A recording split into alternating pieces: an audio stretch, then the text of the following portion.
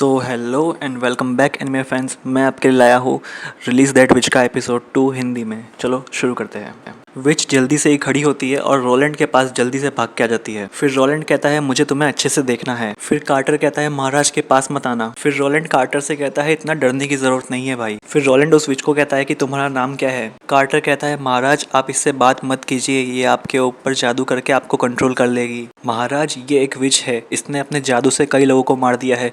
जो भी लोग नॉर्थ माइन में काम करते थे उन सभी को इसने जला दिया था। रोलैंड कहता है नॉर्थ माइन में जो भी कुछ हुआ था वो सब मुझे डिटेल में तुम बताओ। वो विच बहुत ही उदास दिख रही होती है। फिर रोलैंड कहता है क्या तुम्हें उस बारे में बात नहीं करनी है क्या। फिर वो विच कहती है नहीं, मैं बताती हूँ आपको। मेरे पापा नॉर्थ माइन में काम करते हैं पर उनके ऊपर एक दिन बहुत सारे पत्थर गिर गए थे। इस मौके का फ़ायदा उठाते हुए मेरे पापा के साथ जो आदमी काम करता था उन्होंने मेरे पापा के पैसे चुराने का ट्राई किया। मेरे अंकल ने उस चोरी को रोकने के लिए उस चोर से लड़ाई की और वो चोर बहुत ही ताकतवर था। उस चोर ने मेरे अंकल को हरा दिया। इस वजह से वो विच बहुत ही डर जाती है। फिर वो चोर मेरे अंकल को भी मारने वाला था। फिर जैसे ही मैंने उस चोर को रोकने की कोशिश की तब मेरी वजह से वो चोर पूरा जल गया था। ये देखकर मेरे अंकल आंटी मुझसे डर गए थे और मेरी आंटी कह रही थी कि मैं विच बन गई हूँ। मुझे कुछ समझ नहीं आ रहा था कि ये सब क्या हो रहा है। फिर हम जब बाहर आए तो मेरे पापा बहुत ही जख्मी थे और मैंने अपनी अंकल आंटी से कहा कि अंदर जो भी कुछ हुआ था वो किसी को भी मत बताना। फिर रोलैंड उस विच से कहता है कि तुम इसलिए यहाँ पे हो क्योंकि तुम्हारे नेबर जो अंकल आंटी थे उन्होंने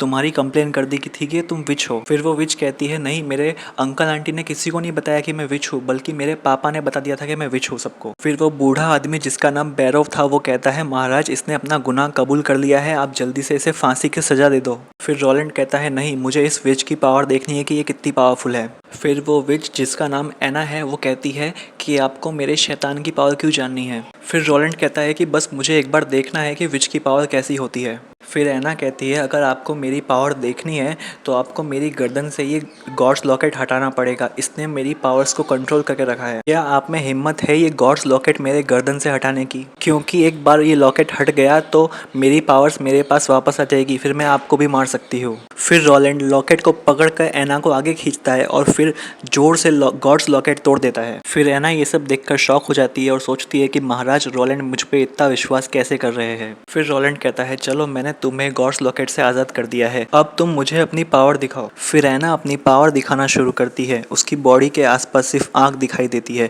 धीरे धीरे उसके आसपास की जगह पर आँख फैलने लगती है। ये सब देखकर रोलैंड हैरान हो जाता है। फिर देखते ही देखते आँख बहुत ज़्यादा बढ़ जाती है। कार्टर कहता है ये सब क्या हो रहा है। फिर एना जेल की सलाखों को जलाकर बाहर आती है। कार्टर कहता है महाराज संभल कर। फिर रोलैंड कहता है अच्छा तो ये होती है विच की पावर। फिर हमें दिखता है कि जेल में जो लोहा लगा है वो पूरा पिघल गया है। फिर बैरो कहता है विच हमारे पास मत आना। फिर एना जेल के बाहर आती है और हमें दिखता है कि उसके कपड़े भी थोड़े बहुत जल चुके हैं। फिर रोलैंड सोचता है कि बैरो सही कह रहा था कि हम इस विच को जला नहीं सकते।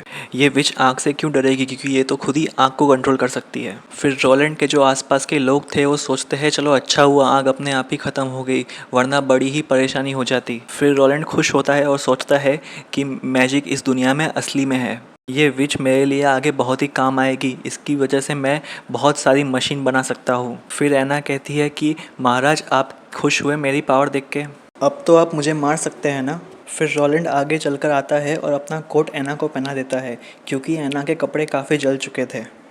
ये देखकर एना बहुत ही खुश हो जाती है। फिर एना रोलैंड की तरफ देखती है और रोलैंड कहता है नहीं एना, मैं तुम्हें काम देना चाहता हूँ। सो फाइनली दोस्तों एपिसोड 2 यहाँ पर ख़त्म होता है। मैं मिलता हूँ आपसे एपिसोड 3 में।